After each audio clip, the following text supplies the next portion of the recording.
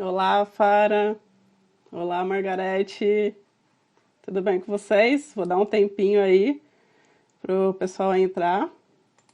Eu queria que vocês me dessem um alô para falar se vocês estão me ouvindo ou não. Vocês me ouvem? Ouvem sim ou não?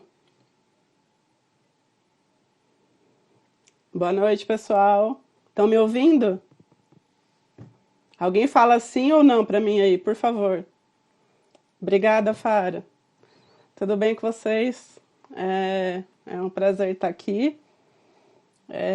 Eu vou esperar dar uns minutinhos aí, uns 2, 3 minutinhos, para o pessoal entrar, não perder o que eu vou falar no começo, tá bom?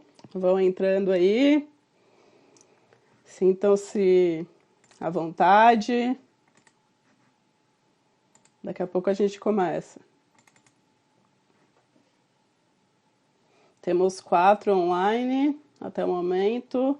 A Gabi, a Margarete, a Fara do Chile. Olha que honra, gente. Nós temos uma pessoa do Chile na live. Os rádios se unindo de uma forma assim, né, maravilhosa.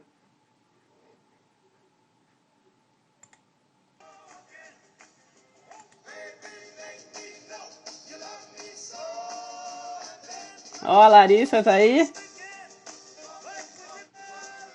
Todo mundo sabe, né, que eu gosto de rockabilly, né? Então, enquanto o pessoal não entra aí, ó. Estão ouvindo a música? Então tá bom. Estão me ouvindo? Pena que eu não posso dançar aqui. Mas até eu dar uns 5 aí minutos que eu vou esperar pro pessoal entrar, falar que eu ter voltado a dançar foi o maior milagre da minha vida. Então, é isso que eu quero trazer de esperança pra vocês, assim. Não desistam dos sonhos de vocês, nem dos filhos de vocês por conta das limitações. Elas fazem parte da nossa vida. Eu reaprendi a andar 16 vezes e voltei a dançar. Então, eles podem conseguir, né? Então, eu tenho esperança. Durante muito tempo eu achei que eu não ia ter esperança, sabe? Porque eu fiquei acho que quase 10 anos sem dançar por conta de muita cirurgia. Mas eu voltei e eu acho que hoje o meu maior instrumento de amor para passar para as pessoas é por eu ter voltado a dançar. Então, que vocês se sintam encorajados por isso. E aí, tá entrando o pessoal, eu vou esperar só até 5 minutos, tá? A Rafa tá aí, a Renata entrou, não sei quem é a Renata, mas prazer. Eu sou a Vanessa, eu já vou me apresentar. A Rafa é do Rio de Janeiro, vamos lá. A Larissa, ela é de Santa Catarina, eu acho, Florianópolis. Margarete, Gabi, todo mundo aí do Sul. Vocês podiam me falar, né, quem é da onde aí que eu ia agradecer. Tem gente que eu não conheço aqui, ó. Falem os estados que vocês estão. Eu que agradeço, Margarete, pela oportunidade. Boa noite, Rafa. Vanessa Ed por aqui. Se precisar de algo... Ah, Martins, aí, ó. Chegou. O homem da tecnologia. Então, se der algum problema, ele me socorre. Tava esperando, ó. Precisava de um anjo pra fazer a live. Então, essas maravilhosas. Vamos começar agora, sério, depois da música. Tá todo mundo me ouvindo aí que falou? Gente, a primeira vez que eu já fiz, essa deve ser a 6ª live que eu faço na minha vida.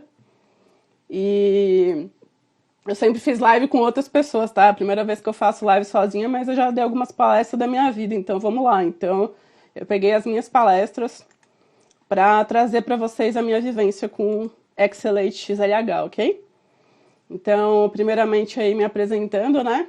Eu sou a Vanessa Giovana, eu sou bióloga por formação e sou mestra em ciências. Então, a ciência é algo bem próximo de mim, né? Sou considerada uma profissional da saúde. Tenho aí mergulhado, me aprofundado cada vez mais sobre doenças raras, especificamente XLH. Então, como a ideia aqui é compartilhar um pouco da minha história, a gente tem quase 1 hora juntos. mas eu vou deixar um final para vocês trazerem perguntas e respostas. Vocês vão no final ter essa oportunidade, tá bom? E aí eu queria contar para vocês assim, né? Doenças raras, né? Não são contagiosas, né? Contagioso é só o nosso sorriso. Porque isso ocorre muito, assim, às vezes as pessoas têm essas dúvidas, tá?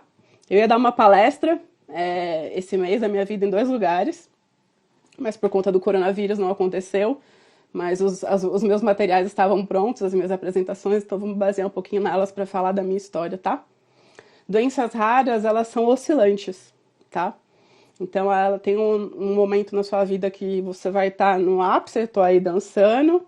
Quem acompanha a minha trajetória, que eu contei um pouco a minha história no Instagram, eu fraturei o pé em agosto do ano passado, né? Eu tive uma fratura por estresse, foi a minha 7ª fratura por estresse recorrente. E aí eu consegui um milagre, que foi dançar de RoboFoot. E aí fiquei dançando, me adaptei depois de um mês, e só em dezembro a fratura colou, reaprendi a andar, voltar de novo a andar, e aí beleza. E aí eu consegui voltar a dançar de novo. Mas o que eu quero dizer com isso? As lesões, as cirurgias na vida de um XLH fazem parte, né? A gente vai ter muito essa subida e descida durante toda a vida. Então, mamães e papais que têm as crianças, isso faz parte do nosso processo, tá? E é muito importante que a gente aprenda a lidar com essas questões. Eu aconselho... Oi, Eli! Ela falou que ia tentar, ela tá lá no plantão, gente. Ela é uma nossa super maravilha. Porque ela é uma enfermeira profissional da saúde que tá lá lutando pela gente na linha de frente lá do Covid. Gratidão, obrigada. Ela tem uma filhinha, XLH, a Gabi, maravilhosa. Então, eu aconselho o XLH desde os meus 17 anos, a pedido dos meus médicos, por conta... Oi, Aline. Por conta deles sempre verem, né, eu lidar com o XLH de uma maneira muito leve, né, e também a questão dos pinos. Então, desde essa idade eu aconselho esses pacientes, mas eu sempre fiz muitas coisas no anonimato, tá? E aí, tem uma mamãe que não tá aqui, mas é a Fran, foi ela, há uns anos atrás, me achou no Facebook, e aí eu consegui ajudar ela com o tratamento e muito mais, né? Tem pessoas que não tinham acesso ao tratamento e eu ajudei eles a terem acesso ao tratamento através do Hospital das Clínicas. Então, se vocês souberem de pessoas em São Paulo que estão sem tratamento, fala comigo. Bom, eu nasci em 1985, agora vamos começar a minha história. Eu comecei a andar apenas com 2 anos de idade, e quando eu tinha 2 anos de idade começaram a desconfiar, né? Por que eu demorei tanto para andar? E graças a Deus eu tinha uma tia que era enfermeira do Hospital das Clínicas e ela falou, nossa, a gente encontrou, tem uma deformidade na perna dela, do joelho ao pé. Aí eles falaram, nossa, tem alguma coisa. Aí começaram a me levar para ortopedistas e os ortopedistas mandavam usar órteses. Algumas crianças aqui, é que a Fran não tá aqui, mas, por exemplo, a Letícia usou órteses como eu nos dias de hoje. Tá? Então a gente vê ainda que é uma prática que os médicos ainda utilizam. As órteses, na minha experiência, por exemplo, na experiência da Fran, não adiantam nada, mas eu usei órteses do meu 1 ano e meio até os 4 anos sem resultado nenhum. Então eu usava uma de dia, outra à noite e tirava só para tomar banho. E aí tinha muita dor também, porque ela apertava e era uma coisa super complicada. Com 4 aninhos eu comecei a usar a bota ortopédica para caminhar, para ver se ajudava, mas também não teve efeito nenhum. E com 4 anos, graças a Deus, eu recebi meu diagnóstico de XLH, né? Raquitismo hipofosfatêmico ligado ao X. XLH, para quem não sabe, é uma sigla em inglês de uma abreviação usada mundialmente para raquitismo hipofosfatêmico ligado ao X, que significa hipofosfatemia ligada ao cromossomo X. No inglês a gente lê tudo de trás para frente, tá? Então é bom assim a gente tentar usar essa nomenclatura porque a gente consegue assim conseguir conhecer mais pessoas ao redor do mundo, porque nós somos conhecidos assim mundialmente, tá? Hoje. E existe uma grande comunidade de nós. E aí, quando eu tinha 4 anos, que eu fui diagnosticada com XLH, porque até então eu era raquítica e muito magrinha. A Margarete que tá aqui e a Gabi que tá aqui, elas vão lembrar disso, né? Que eu falei, elas me conheceram ano passado, na palestra que eu dei do XLH Latam Summit, aqui em São Paulo.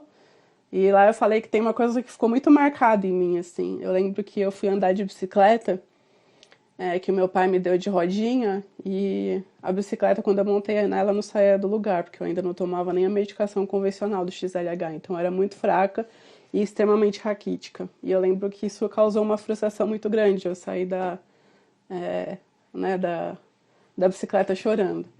Então isso ficou muito marcado. E aí tudo mudou quando é, definiram meu diagnóstico, mas eu sou uma daquelas raras que do diagnóstico para o tratamento enfrentou um abismo. Então eu levei 3 anos para entrar no Hospital das Clínicas e conseguir tratamento. Tá? Então existe uma fila de espera gigante no SUS e muitas pessoas não têm acesso ao tratamento. Quem me acompanha no Instagram vai ver que eu acabei de conhecer um russo que teve diagnóstico de XLH com 37 anos. Então, é como eu sempre falo, a maior barreira de um raro é o diagnóstico precoce, tá? Aí, depois disso, né, eu queria contar um pouquinho, assim, que o bullying, eu comecei a sofrer já nessa idade, tá, com 4 anos, e aí eu queria começar a trazer umas novas nomenclaturas para vocês, que talvez a gente não tá habituado no nosso meio a falar, tá? Mas, na verdade, o que a gente sofre, toda criança pode sofrer bullying, mas a gente sofre uma coisa chamada capacitismo, tá? Então, por exemplo, para o negro existe o racismo, para a mulher existe o machismo. Para o deficiente, para as pessoas com deficiência, é o capacitismo, tá? Que é um termo em inglês que está relacionado de definição, que é o preconceito contra a pessoa com deficiência. Então, quando a gente sofre bullying, na verdade a gente está sofrendo uma forma de capacitismo, ok? Mesmo quando isso é na criança. Então é legal a gente se atentar a essas coisas, porque se um dia a gente sofrer alguma forma de discriminação, hoje em dia tem a lei também, tem a Lei Brasileira de Inclusão, na qual você pode entrar com alguns recursos, porque é crime, tá? Fazer discriminação hoje em dia. Não é como era na minha época lá, que não existia nada. Essa lei é de 2015, por exemplo, tá bom? E o bullying, a minha autoaceitação da minha deficiência com a perna torta, tudo que eu lidava com as pessoas, veio com 4 anos de idade. Porque eu tinha uma tia que era psicóloga, eu morava com ela, e eu lembro uma vez que eu cheguei da escola chorando, porque as crianças, elas me imitavam andar, elas me chamavam de Batoré, Anã de Jardim, imitavam eu andando igual pinguim, andavam atrás de mim. E eu lembro que eu cheguei em casa chorando, e ela falou assim pra mim, eles te zoaram por causa disso, mas olha, eu uso óculos, seus irmãos são magrinhos, o outro ali é gordinho, e todo mundo, cada um de nós tem um colorido diferente, né? Mas no total somos todos iguais. Então eu lembro que foi ouvir aquelas palavras com 4 anos, sabe? Imagina, 4 anos eu ainda lembro, né? Porque algo foi muito marcado. E ali eu comecei a me aceitar. Então, mesmo quando eu sofri algum tipo de bullying, capacitismo, aquilo não afetava mais, sabe? Porque a autoestima é algo interno e a autoaceitação pra gente que tem uma deficiência é algo muito importante. É algo que vai determinar lá na frente como que a gente vai lidar como adulto com tudo isso que a gente vai passar. Porque o bullying e o capacitismo na criança é zoeira. Quando você vira adulto é olhares, é duvidarem da sua capacidade, é outra coisa. Hoje eu faço terapia, naquela época eu não fazia, mas eu aconselho crianças fazerem terapia desde criança, se a gente tem uma questão de uma deficiência para lidar e da autoaceitação. Ela é um processo, tá? Então levei lá 3 anos para entrar no Hospital das Clínicas, eu entrei, e com 7 anos, né, eu comecei a fazer o tratamento medicamentoso no Hospital das Clínicas. O que um XLH, então, ele toma, né, para tratamento convencional aqui no Brasil, que muitas pessoas do mundo hoje que eu tenho conversado ainda usam esse tipo de tratamento, tá? Então a gente toma fósforo, toma calcitriol e vitamina D3. Isso por quê? Aí eu vou tentar explicar de uma forma bem simplista, tá? Qual o erro metabólico que a gente tem? Nós tomamos, tá, fósforo, cálcio, mas nós é como se fôssemos um balde furado. Então tudo que a gente toma, a gente elimina pela urina, ok? Tudo não, mas uma grande porcentagem a gente elimina pela urina, tá? Então, por isso que fica os nossos ossos sempre fracos, tá? E a gente tem fraturas, e aí com o peso as crianças vão engordando e vai entortando cada vez mais a perna. A gente não nasce com a perna torta, tá? Conforme a gente vai andando e o peso, a perna vai entortando, ok? Então, esses são os medicamentos que eu tomava, comecei a tomar com 7 anos de idade. Eu sou uma paciente que nunca tive essas rejeições que normalmente as crianças têm, com o fósforo e tudo mais.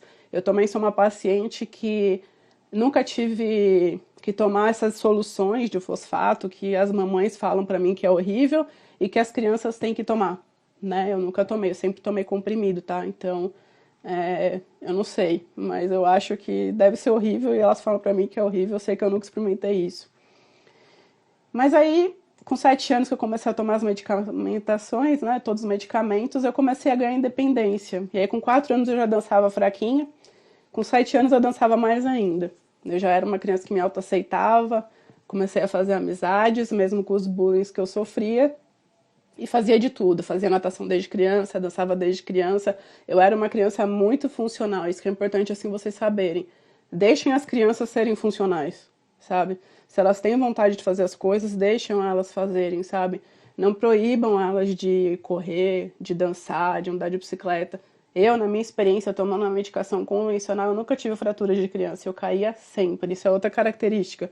A gente cai muito, sabe? A gente cai muito de bunda, a gente cai muito de frente, eu caía muito. Mas eu não me quebrava, tá? As minhas fraturas começaram a vir depois dos meus 25 anos, tá? Antes eu não tinha fratura. Então não é preciso ter esse cuidado exagerado, deixar as crianças viverem, sabe? Eu tive uma infância muito normal, então deixa elas aproveitarem. Eu cheguei na adolescência, né? E aí quando eu fui pra adolescência, eu mudei de um colégio público para um particular. E eu senti uma grande diferença nisso, porque no público eu sofria muito mais bullying, muito mais capacitismo.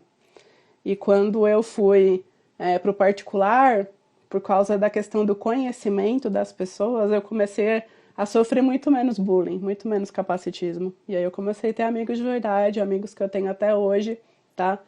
E na adolescência, como eu tinha uma boa autoaceitação, eu nunca tive problemas em relação com a deficiência, com paquera, com namorado, essas coisas. Sempre foi uma questão bem tranquila na minha vida, tá? E aí, desde pequenininha, eu sempre escutava assim: um dia você vai fazer correção da sua perna. Vão pegar uns pinos, enfiar em você e você vai fazer uma correção nas suas pernas. Você vai usar pinos externos, fixadores externos que a gente fala. E aí eu coloquei esses pinos externos, terminei o colegial e fui colocar lá com 17 anos. E foi bem difícil, porque eu tinha entrado na faculdade, eu tive que parar a faculdade, imagina, eu fazia 3 horas de dança por dia, eu não podia mais dançar. Eu parei minha vida inteira com 17 anos de idade, né? Eu virei uma cadeirante e eu virei uma camada, ou seja, eu ficava só na cama nesse processo. E fazia fisioterapia 3 vezes por semana, mas mesmo assim eu saía todo final de semana com os meus amigos, né? Eu sempre fui uma pessoa muito ativa, andava de andador, andava de cadeira de roda e ficava muito tempo na cama. Mas basicamente a minha vida foi essa durante 3 anos, que foi o tempo da correção da deformidade, tá? Então eu usei Zaroves, que são os fixadores externos nas duas pernas, e alonguei 14 centímetros de cada membro, tá? Eu sou uma das pacientes que eu conheço que alongou mais as pernas. Normalmente as pessoas alongam de 9 a 7 a 11 centímetros, tá? 14 eu fui a pessoa que eu conheci assim que alongou mais. E depois desse processo, que é bem dolorido, tá? Não é algo fácil. Eu acho que foi das fases mais difíceis da minha vida, foi usar Elisarov tão nova, né? Parar de estudar para a minha vida. É muito difícil, é uma dor surreal, a gente desmaia, a gente toma morfina, às vezes a gente tem convulsão de dor. Não é algo nada fácil usar um Elisarov, tá? Hoje em dia eles usam outro que chama hexapolidal, mas ele é como se fosse um Elisarov também, só que ele é feito, os ajustes que a gente aperta por computador. Na minha época era tudo manual, tá? Então, assim, se a criança tem autoaceitação e a mamãe lida com a criança e tem autoaceitação, é bom que vocês repensem essa questão da cirurgia ou não, porque é um processo muito dolorido, tá? E assim, eu queria falar que eu não fiz a cirurgia porque eu não tinha autoaceitação da perna, mas é porque na minha época eles achavam que isso era a melhor solução para não ter problemas lá na frente com o joelho, com coluna e tudo mais, ok? Passando isso, eu voltei para a faculdade, me formei, sou bióloga. E na faculdade foi bem complicado, porque eu estava voltando a andar, eu tinha engordado muito. Eu emagreci aproximadamente aí, engordei uns 25 quilos, depois eu emagreci 25 quilos, foi um processo bem complicado. Saí da faculdade, fui trabalhar na indústria, né? Trabalhei um tempo na indústria. E foi bem bacana essa época, porque eu falo que muita coisa do que eu aprendi foi lá. Depois eu sofri um acidente com os meus mais ou menos 26, 27 anos. E nesse acidente, sabe, tudo aquilo que eu achei que eu nunca mais ia viver, eu comecei a viver de novo, que é voltar para a Era dos Pinos. Porque eu sofri um acidente onde eu escorreguei no papelão molhado, caí de bunda, e quando eu caí de bunda, eu fraturei simultaneamente as duas pernas, tá? Os dois fêmures de uma vez. E aí, quando eu tive essas fraturas, eu tive que usar pinos externos de novo. E foi algo, assim, muito difícil, né? Como voltar tudo que eu achei que eu nunca mais ia ter que usar de novo. Aí eu usei Orthofix nas duas pernas. É uma pena não ter slide aqui para mostrar para vocês as fotos, porque ia ficar algo muito mais dinâmico. Às vezes eu falo Orthofix e vocês estão falando o que ela tá falando, né? Mas basicamente são pinos, tá? Externos de outra forma, que são só na coxa. Eu usei eles também mais ou menos 1 ano em cada perna, era só para colar essa fratura, como o nosso osso, né? Ele é como eu falei, o erro metabólico no começo, como somos um balde furado, né? Nossos minerais não ficam muito no corpo. Os nossos ossos, eles são moles, eles são esponjosos, então uma queda fratura o osso facilmente. Eu tirei esses Orthofix, quando eu voltei a caminhar de novo, as minhas pernas abriram as fraturas de novo, então hoje eu tenho placas internas, tá? Nas coxas, grudada no osso, são ferros. E depois que eu coloquei essas placas, eu nunca mais, tá? Tive que fazer cirurgia, assim, em relação ao meu fêmur, a minha coxa, porque eu não tive mais refraturas, ok? E aí depois lá que eu tirei esses pinos, passaram-se mais 2 anos, eu comecei a enfrentar uma coisa que eu ainda não enfrentava. Então eu já estava lá com os meus... já tinha passado uns 6 anos disso, porque desse acidente, pessoal, para vocês terem uma noção, ele rendeu 6 cirurgias, tá? Toda vez que você coloca um pino externo, você tem que tirar ele. Então você conta 2 cirurgias. Você coloca outro pino externo, você tem que tirar ele, mais 2 cirurgias. A placa mais 2 já foram 6 cirurgias. Aquelas que eu tinha feito de correção mais 4. Então, total são 10 cirurgias.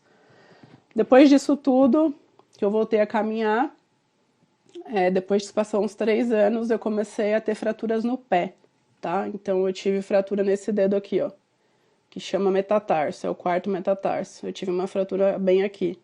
E aí eu usei Robofoot, tá? No pé para cicatrizar. Eu fiquei aproximadamente 8 meses com o Robofoot, não fiz cirurgia, graças a Deus.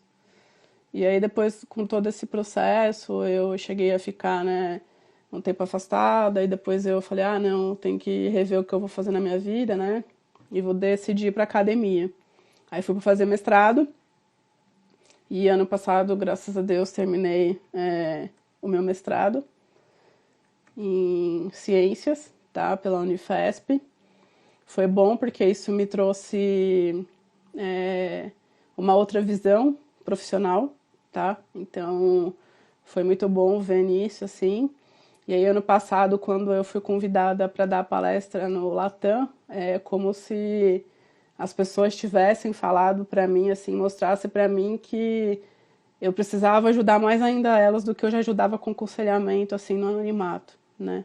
Precisava me aprofundar mais a doença, estudar mais a doença. Então, depois da palestra que eu dei em abril do ano passado, eu comecei verdadeiramente a estudar mais a questão do XLH, tá? Eu estudei e continuo estudando. E a minha ideia é, ano que vem, eu ir para o doutorado, tá? E eu vou estudar doenças raras e vou me especializar mais em XLH mesmo, para começar a ajudar mais na questão científica mesmo, né, de outras formas e tudo mais. Se vocês tiverem dúvidas, começa a mandar as mensagens aí que eu vou lendo, tá bom? A Dulcimar tá aqui, que linda. Faz tempo que eu não vejo ela. Ela é namorada de um raro também, que eu conheci num evento, que mora no Peru. E depois disso tudo, do mestrado, que foi ano passado, que foi um milagre, eu consegui voltar a dançar. E eu consegui voltar a dançar porque eu pratico Pilates há 3 anos e meio, tá? Então, essas 6 cirurgias que eu falei pra vocês e essa fratura que eu falei pra vocês, eu sempre comecei a fazer, sabe, reabilitações em casa. Todo esse processo que eu falei pra vocês de cirurgias, que eu fiz muitas, eu fiz 7 anos de fisioterapia na minha vida. Então eu já aprendi a me reabilitar sozinha, entendeu? Eu sei fazer todos os exercícios já. Sei aprender a andar sozinha, ninguém precisa mais me ensinar. A gente volta para o andador, volta para canadense, às vezes você fica um pouco na cadeira de roda e já sei fazer todo o beabá sozinha. Foram muito tempo. Mas aí no Pilates eu achei um fortalecimento incrível. E aí eu comecei a praticar. Eu faço Pilates 2 vezes por semana. Mesmo na quarentena eu tô treinando em casa, porque eu sei fazer muitos exercícios. E com essa técnica eu consegui ganhar muito fortalecimento muscular. Né? E os músculos fortes, eles sustentam os ossos. Então os nossos ossos são fracos, mas os músculos também. Mas se a gente treinar o músculo, ele fica mais forte, ele cresce. Então isso me deu uma resistência. E foi por causa dessa resistência muscular que eu consegui voltar a dançar. E aí aconteceu o milagre da minha vida, que foi ter voltado a dançar, né, mesmo depois de tudo que eu passei, porque eu fiquei praticamente, pessoal, mais ou menos uns 10 anos sem dançar, tá? E eu escutava de todos os médicos, de todo mundo que eu ia, que eu nunca mais ia dançar, que aquilo nunca ia mais ser possível pra mim, tá? E é bem complicado esse mundo dos raros, né? Porque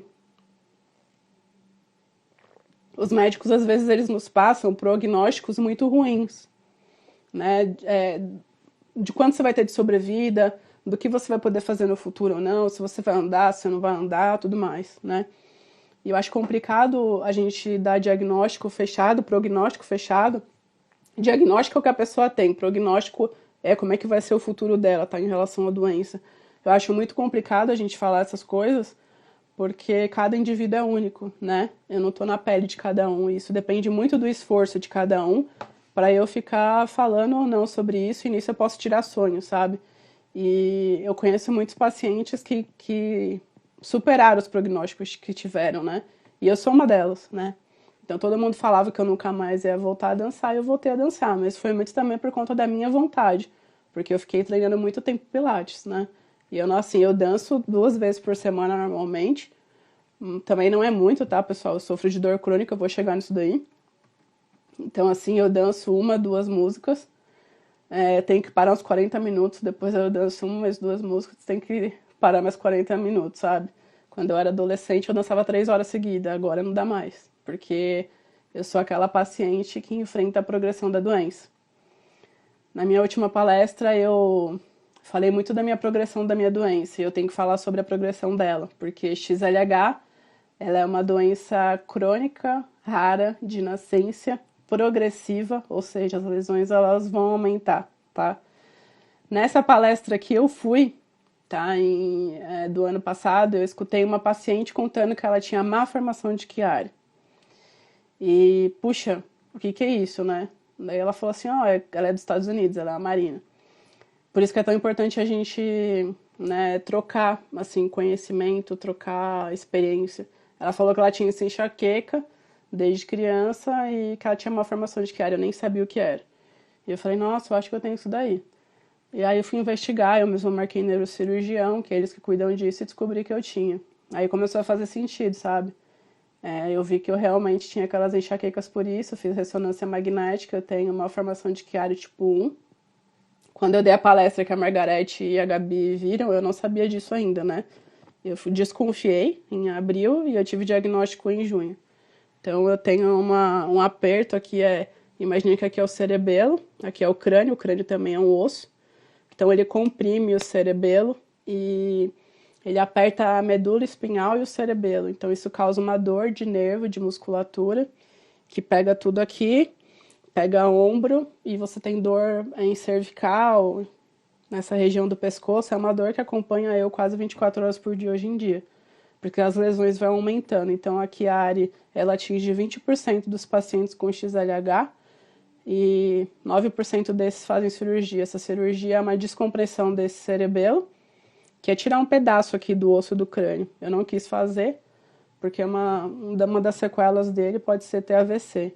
Como hoje eu tô bem, não tenho nada neurológico, eu não optei por não fazer, mas eu tenho que aprender a lidar com a dor. Eu tenho dor dos pés à cabeça, Eu sou uma pessoa bem risonha, bem alegre. Tô com dor agora, mas eu tô rindo da mesma forma, né? Então não é porque eu tô sorrindo que eu não tô com dor. Mas é aprender a lidar, e nem todo mundo consegue lidar, né, com a dor. E a gente tem que respeitar quem não consegue lidar com a dor. E aí, como eu tenho pesquisado muito XLH, muito essa questão de doença rara, tem os artigos científicos que mostram, né, que 1 a cada 4 XLHs vão desenvolver depressão, e é muito por conta da dor crônica, tá? Então, assim, porque a dor ela é um estado que ela começa a causar uma inatividade, uma ansiedade, falta de concentração, a pessoa não consegue dormir, e aí ela tem medo de sentir dor, e aí ela vai aonde? Ela pega na depressão, e aí vira um ciclo, tá? Então, assim, pessoas que têm doença crônica é bem complicado, tem que ter um cuidado maior.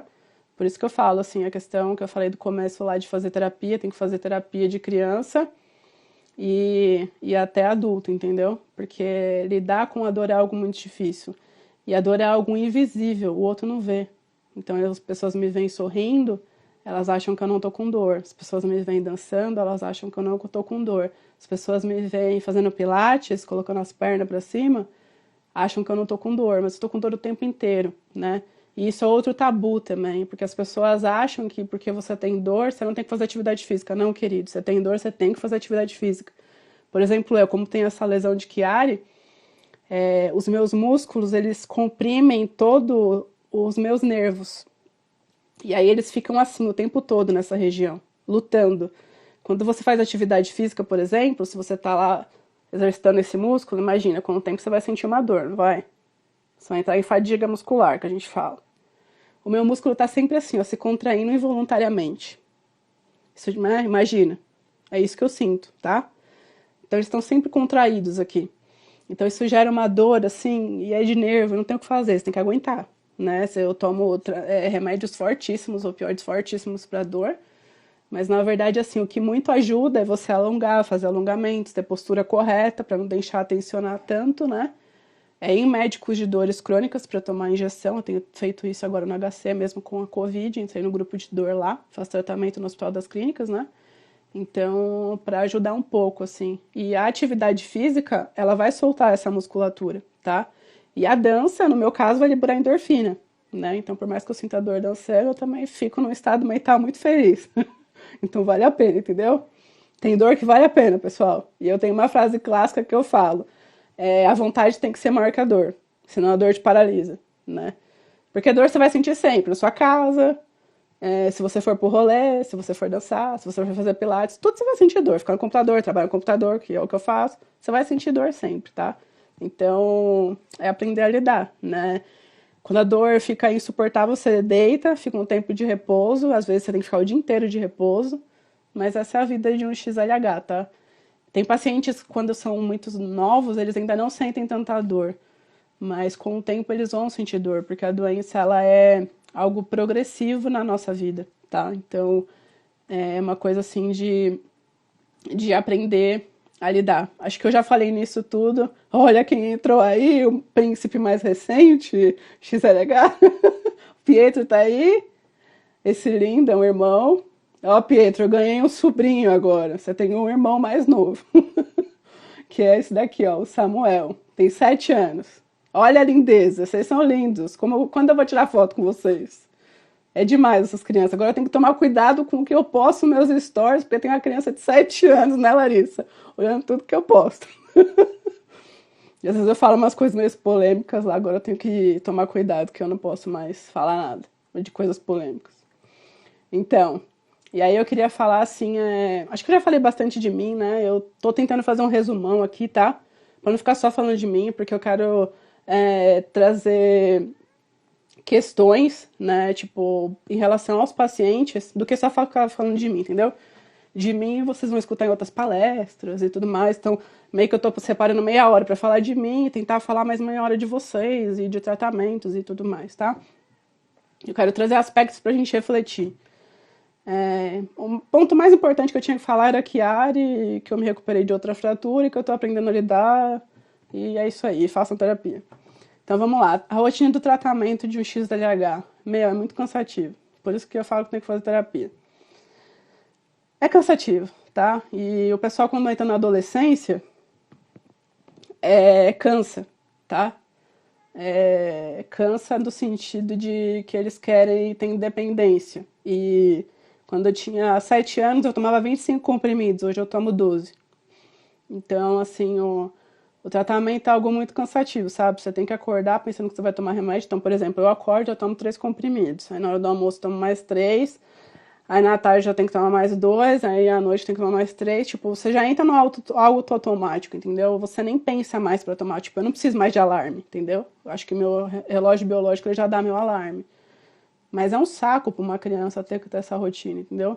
E pra um adolescente que quer viver, é um saco triplo, entendeu? Então, o que eu mais vejo quando eu aconselho pacientes é que quando eles ficam adolescentes, eles empapuçam e não querem mais tomar remédio. E eles têm que tomar, porque senão vai piorar tudo. E quando fazem cirurgia, tem que tomar mais ainda, porque senão não calcifica o osso. Né? A sua calcificação demora muito mais quando você não toma um remédio, tá? Mesmo que o remédio não é um Crisvita, que eu ainda vou falar, ele é melhor do que nada, tá? Porque tem pacientes que não tomam nada e falo pra vocês que tem uma vida 1000 vezes pior do que a nossa, tá? Então, e agradecer ainda que a gente tem, tá? Eu tenho conversado com muitas pessoas do mundo, por exemplo, tem pessoas em outros países, tá?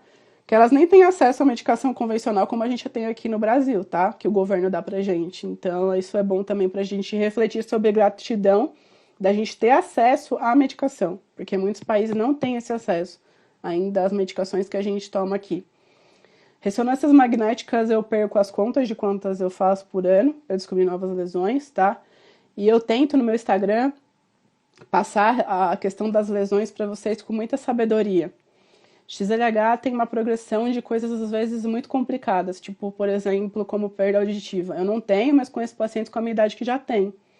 A gente tem umas lesões que eu não sei explicar ainda, sabe? Nem estudando, porque nem os estudos explicam. A gente tem vários mistérios ainda na gente, sabe? Então eu tento passar sempre com tudo com muita luz, com muita sabedoria, para não criar pânico em ninguém, entendeu? Mas, por exemplo, se você tem enxaqueca desde criança, vai investigar se você tem uma formação de que área. Eu só passei informação para você ir atrás e o que é. Mas as complicações, o que não, eu prefiro que um médico te conte, entendeu? Porque tem coisas que não sou eu que tenho que falar, é o médico que tem que falar. E aí, quando você souber, você pode vir conversar comigo, os profundos, tá bom? Mas eu não quero assustar ninguém, eu acho que a gente tem que ter muita responsabilidade quando a gente gera e passa informação, né? Porque eu tô lidando com o íntimo, com cada um que tá aí. Então eu tenho que tomar um cuidado por você, como eu quero que tenha um cuidado comigo. Então é mais ou menos isso. Eu queria falar para quem tem dor, que vocês busquem tratamento alternativo, como eu faço, homeopatia, acupuntura, façam tudo que vocês podem fazer de alternativo mesmo, porque eu tenho dor desde os 4 anos de idade, tá? A dor só tá aumentando com a idade, mas assim, por causa das lesões. Mas façam tratamento alternativo para dor. Eu já falei da atividade física, já falei das lesões. Então vamos lá, só fazer uma recapitulação final aí. Eu sou XLH espontâneo, tá? Que significa o quê? 20 a 30% dos XLH tiveram uma mutação espontânea no gene FEX, tá? Então, que é o gene que causa o nosso erro metabólico, tá? Do lado do balde furado que eu falei no começo. O resto, todos desses são hereditários. Então, assim, eu agora passo para meus filhos, tá? A gente tem 2X. Um X meu é afetado. Então, mesmo se eu tenha filho menino ou menina, eu vou passar, tá? Se é um homem que é afetado, ele tem X e Y. O X é menina e o Y é menino. Então, ele só vai passar para as filhas meninas, tá? E eu tenho 50% de chance de passar e os homens só passam para menino, tá? Mas, por exemplo, eu não tenho XLH na minha família, mas eu nasci, mas agora eu passo. Então, a gente tem que pensar nisso, nessa questão toda, quando formos ter filhos, porque a gente pode passar e como a gente vai lidar com isso. Fiz 10 cirurgias ortopédicas, reaprendi a andar 16 vezes, fiz as contas, que eu não entrei em detalhes, mas quando eu perdi, fiz muita cirurgia, sabe? Quem me acompanha no Instagram lá vai ver as coisas que eu posto, mas acho que a principal barreira de fazer cirurgia ortopédica, na minha visão e para mim, é perder a articulação de joelho, perder a flexão de joelho, tá? É uma das piores dores que você pode enfrentar e é o movimento mais difícil de se reconquistar, tá? Até hoje eu não agacho, me faz falta, faz, mas dá pra você se adaptar e viver sem, tá? O importante é você conseguir ter 90 graus e aí você consegue dirigir e tudo mais. Outra coisa, dirijam, tá? Quando fizer 18 anos, quem tiver condição, dirija, porque todo mundo aí no mundo que tem condições de ter um carro dirige. A gente tem mobilidade reduzida, a gente se cansa, a gente tem dor, a gente não tem energia por causa do baixo fósforo, tá? Então andem mesmo. A, a Larissa quer participar, pessoal. Pode liberar ela aqui, Ed? Ia ser legal, né, se ela participasse. Me respondam aí. Ed, fala aí se ela pode participar. Só tô aqui obedecendo ordens. Ed, fala aí, o Margarete ou o Gabi, mas eu acho que pode. Deixa só eles responderem. Dirijam, porque traz muita independência pra gente. Larissa, eu já te respondo, deixa só eles falarem.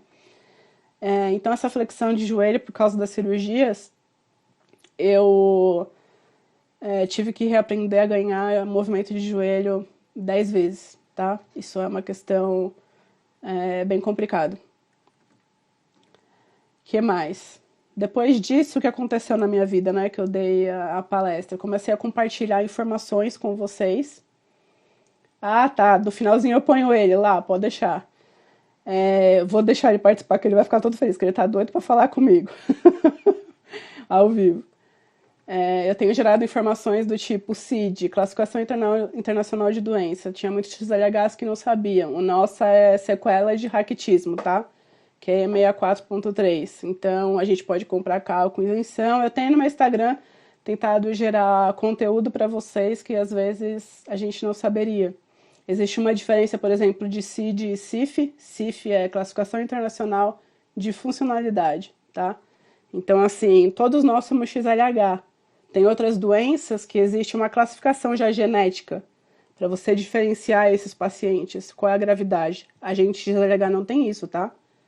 Então todo mundo é XLH, só que as nossas sequelas são diferentes, porque a gravidade da doença é manifestada diferente em cada um. Então a classificação internacional de funcionalidade consegue dar essa diferença para nós. Normalmente é o médico fisiatra que dá isso, tá? Falei da hereditariedade. E tenho feito lives também de dor crônica e tudo mais para tentar, né, ajudar vocês. Tenho me ingressado cada vez mais nas pesquisas de XLH, pesquisas científicas mesmo, tá? Elaborado artigos científicos sobre isso, conversado com pessoas do mundo, passado informações e me envolvido cada vez mais para tentar gerar mais informações e conhecer mais a doença, né? Acho que é compartilhando que a gente aprende. E eu queria falar uma coisa aqui do Crisvita, tá? Que eu abri processo, eu ainda não recebi nada, mas eu queria falar para vocês do Burossamab, tá? Tudo que eu falei lá no começo, que a gente é um balde furado, o Crisvita, que é essa injeção milionária, que você tem que abrir processo de judicialização para conseguir esse medicamento, ele tapa os furos, né, do nosso organismo, que é o balde furado. Então a gente para de eliminar fósforo, tá? Então, por exemplo, nas crianças, né, o Samuel, ele toma Crisvita. Né? Algumas crianças nossas são abençoadas porque elas tomam Crisvita, tá?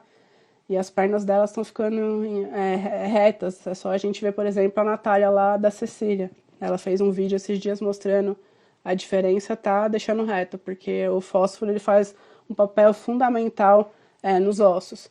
No Brasil, a gente só consegue isso a partir da Associação de Pacientes de Doença Rara. Então, se vocês não fazem parte, que vocês comecem a fazer parte, tá, de alguma associação, né? Se vocês estão no Sul, com a Margarete, em São Paulo, a gente tem aqui Instituto Amor e Carinho, tem a Vidas Raras, né? Mas a gente se conversa, manda direct, manda mensagem, vocês se associam e tentem buscar esse direito, tá? É um direito de todo paciente, corram atrás de qualidade de vida. Nas crianças fazem isso e no meu caso, que sou adulta, reduz as minhas dores em 80%, e faz eu não ter mais fratura, tá? O meu sonho, o maior sonho de vida, ele tá aqui ainda, não sei se ele tá aqui ainda, deixa eu ver se ele tá aqui ainda. Aí já saiu. É ver o Pietro tomar Crisvita, que ele tem 12 anos, né, aqui no Brasil, porque isso vai fazer ele crescer bastante, né? Ele é lindo e vai endireitar as pernas dele e vai fazer ele ter uma estatura maior, tá bom? O que mais? Vocês querem começar a fazer as perguntas? A gente tem 18 minutos para fazer pergunta e eu tenho que deixar o Samuel entrar.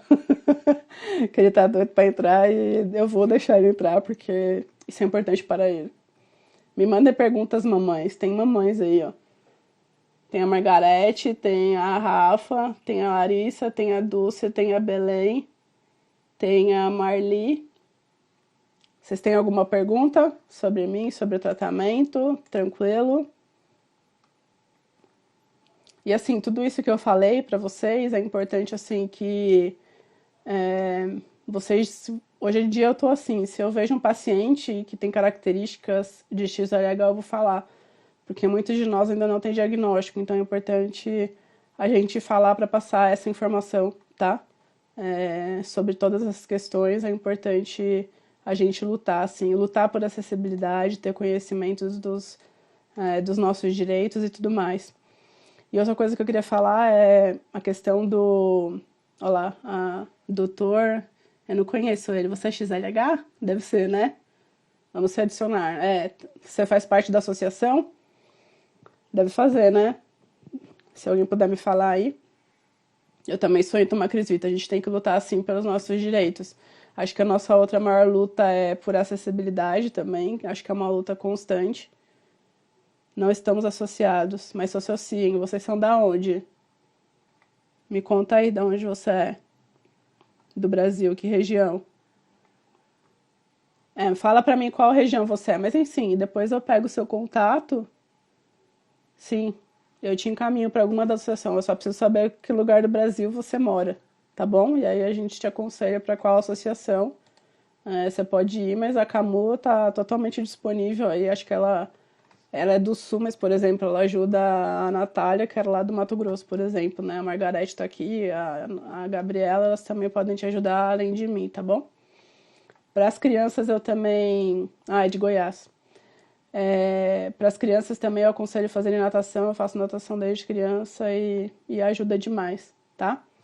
E agora eu vou deixar ele entrar. Larissa, pede para entrar de novo. Vai entrar. O Samuel. Cadê ele? Larissa, é só você aceitar. Oi! Oi, Ficou nervoso?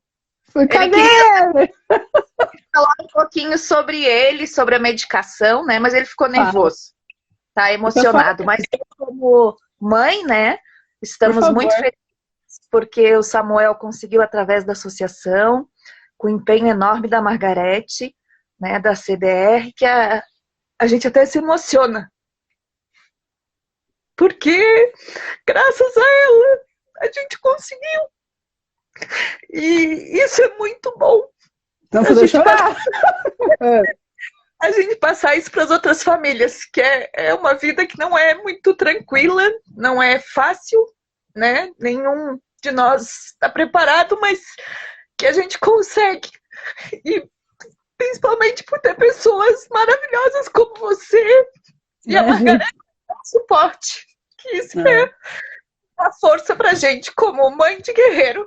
Né? Você é uma guerreira, a Margarete é uma guerreira, e todos os pais e mães que estão vendo essa live também são guerreiros, são fortes como os nossos filhos, né? Sim. E o que a gente tem que ter é muito amor. Eu acho que o amor move muitas coisas e nos auxilia em muitas coisas. E o que eu quero dizer é que a gente tem um coração enorme. Coração de mãe é um coração enorme. Você ainda não é mãe, né, Vanessa? Mas está adotando as crianças pequenas como tia, como disse o Samuel. Mãe, eu quero falar com a tia Vanessa, mas eu tô muito emocionada, eu não consigo. Ele veio, pediu e saiu correndo, assim. Então... meu sonho é ser mãe, né? Eu não sei se eu vou ser, mas até pelas questões do XLH, para mim é muito complicado. Eu conheço mãe XLH, tá? Uma argentina que tá no terceiro filho. Não sei se ela é XLH, mas os outros dois são. Eu acho ela uma corajosa. Mas eu sinceramente não sei por esse quesito. Mas é meu sonho e eu brinco que eu tô sendo mãe de um monte de outras crianças que eu nunca imaginei ser, né? Paralelamente. Então, é uma honra, assim, conversar com eles. Ô, Samuel, aparece aí só pra mim te dar um oi. Você é tão lindo. Com todo inibido lá, parece só dar um oizinho assim, ó, pra mim, dançarino, gente, é dançarino, mais um dançarino. Logo a gente manda um vídeo pra te postar, que ele é bem dançarino como vocês, ele adora música, adora dançar. Né? Eu não sei, todos os XLHs gostam de dançar, a maioria, é mó barato. né? Vem aqui, maninho, só dá um oi, então, de tchau. Um oi, tchau. Ó, dá um oi, tchau. Seu lindo, você é lindo. Quando eu vou te conhecer? Quero te conhecer. O sul não é tão longe. É, a gente Fala vai perto. logo, logo, né, mano? É. Você é Né, feliz. seu lindo? Diz, eu sou o Samuel e sou muito feliz. Ele é lindo, parabéns, mamãe. Fique com Deus e continue nessa luz maravilhosa que você tem, né? Amém, obrigada. Eu queria que você contasse para aproveitar assim a live, porque vai ficar, o Ed depois vai tentar salvar, isso vai ficar como um testemunho, né? Eu queria que você falasse pra gente qual a diferença da vida do Gabriel com e sem Cris Vita. O Samuel sentia muita dor, né? E cansaço. E a gente sentiu que depois que começou a aplicação do Cris Vita, o cansaço passou, a dor passou, são sintomas já bem a menos. É raro o dia que ele reclama assim que está cansado, que precisa deitar, que precisa de uma massagem, né, para relaxar a musculatura, enfim. Então, a questão também já de estatura, que ele aumentou, né? A curvatura da perna já diminuiu. E isso tudo é muito válido porque em 15 dias da primeira aplicação, ele já aumentou 1 centímetro. Nossa. Diminuiu 1 centímetro na perna, né, na curvatura da perna. Então, assim, o que a gente está vendo? Que essa progressão quinzenal está sendo de grande valia, né? E que bom. Ele usa o Cris Vita há quanto tempo? Ele está usando agora em fevereiro. Ele começou no dia 20 de fevereiro. Então, ele está praticamente quase 2 meses, vamos dizer assim, né? Utilizando. Mas a cada 15 dias tem diminuído 1 centímetro aproximadamente de curvatura de perna e aumentado automaticamente o de estatura. É um milagre, né? Ver um milagre, né? É ver um milagre. Um milagre que a gente nunca imaginou, né? Porque a gente estava dando toda a medicação, todo o suporte necessário, mas não imaginou que ia ser assim, uma coisa tão rápida. Até a médica que acompanha ele em Florianópolis ficou assim, abismada, porque ela disse, eu nunca tinha visto, né? Dessa forma. Quanto tempo levou o processo dele? Nós fizemos no ano passado, final do ano passado, a associação, através da parte jurídica, né? Fez todo o processo, e daí no final do ano eu achei que não ia dar mais. A gente já tinha até perdido as esperanças de que seria uma coisa rápida, né? Mas sim. Aí no dia do meu aniversário, dia 13 de fevereiro, a gente recebeu a resposta que ele tinha conseguido. E aí já foi marcar as primeiras aplicações e agora tá aqui, ó. Agora ele apareceu. Fazendo muito bom, seu lindo, né? A gente vai fazer um vídeo dançando juntos aí, tá bom? Vamos marcar. Vai ser bailarina também.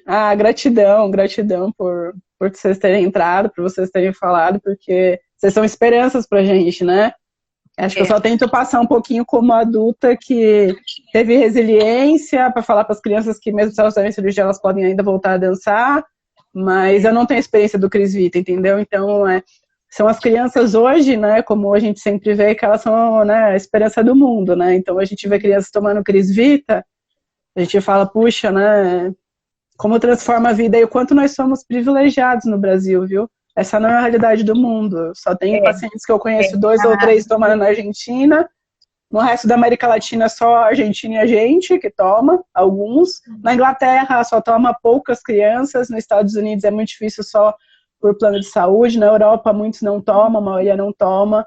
Então, assim, a gente tem que se sentir muito privilegiado, pessoal. Eu sei que é muito difícil, mas a gente tem uma esperança, sabe? Eu brinco que antes de eu conhecer o Cris Vita, eu nunca tive uma esperança de ter dias melhores, sabe? Tipo, lá na frente vai melhorar se eu tomar isso. Sim. Tipo assim, tem que viver assim, se acostuma. Mas hoje não, né? Hoje a gente tem uma luz, sabe? Jamais. A gente tem uma esperança, né? A gente tem uma esperança e tem que muito agradecer as associações, a Margarete, assim, pessoas que vestiram a camisa, que lutaram, porque assim, eu não sei, deve ser uma dor imensurável, não tem como mensurar, mas perder um filho não deve ter nada que equipaie isso, né? E ela não desistir, assim como a Regina, de lutar por nós, sabe? De vestir a camisa e falar, não, eu preciso lutar por eles porque eu tenho a minha experiência, né? Elas têm a experiência toda delas de falar, olha, como que eu lutei para ter acesso à medicação para salvar a vida do meu filho, entendeu? Então, obrigada por vocês serem essas mulheres, assim, obrigada, Margarete, por tudo que você faz pelas pessoas, assim. Uma gratidão. Elas mudam destinos, né? Elas mudam destinos, é uma coisa muito linda. Assim, é maravilhoso, assim, não tem o que falar. Obrigado por tudo. Acho que a gente tem mais 6 minutos. Tá. Um beijão. Gratidão por todas as coisas boas que você tem me passado pelo WhatsApp, por todas as informações, e que a gente continue mantendo contato, né? Agora a gente... A tia Vanessa, a tia Nessa, tem que ocupar o papel de tia Nessa. Pode deixar com muito orgulho. Com muito orgulho. Tchau. Prazer falar com vocês. Beijo. Seu lindo. Príncipe. Príncipe é de principal, viu?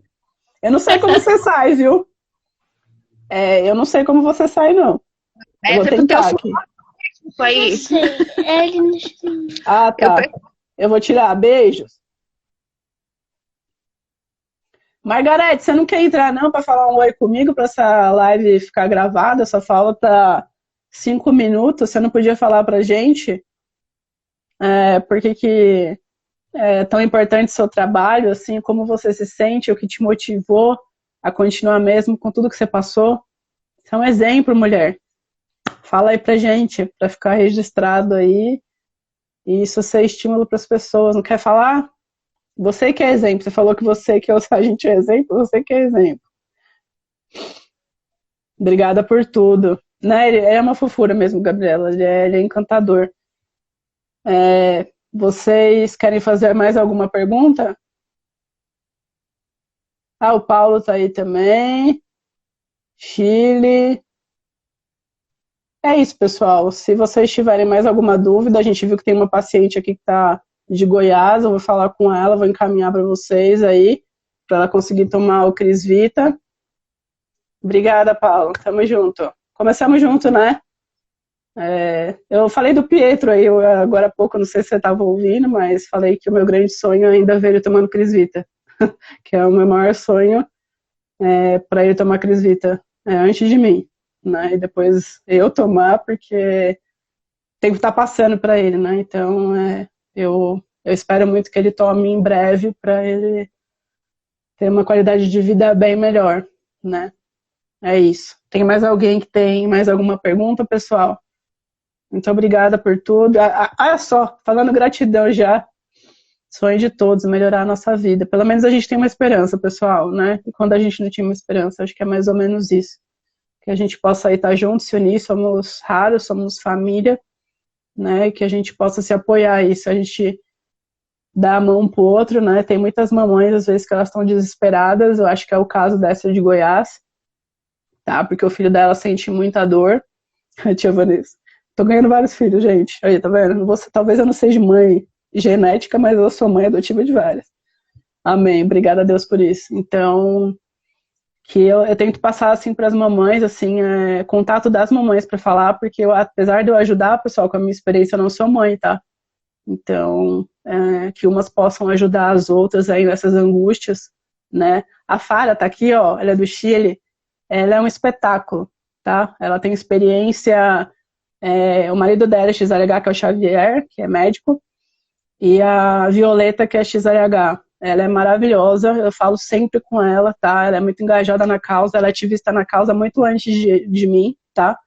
E ela também ajuda muito, assim, com informações, ela também passa muito a vivência da Violeta, que é uma doçura, e dança muito. Em breve eu postarei um vídeo dela dançando maravilhosamente, tá bom? Acho que a live caiu em 1 minuto, 30 segundos o restante. A gente vai tentar deixar salva. Gratidão por tudo. À disposição meu WhatsApp para quem precisar conversar. Estamos unidos e que a gente possa se ver em breve, né? Com esperança, sem o coronavírus, tá bom? Que a gente possa se abraçar. Sintam-se abraçados de coração aí por mim, tá bom? Muita luz e esperança e fiquem com Deus. Beijos. Tchau, tchau. Caiu. Tchau.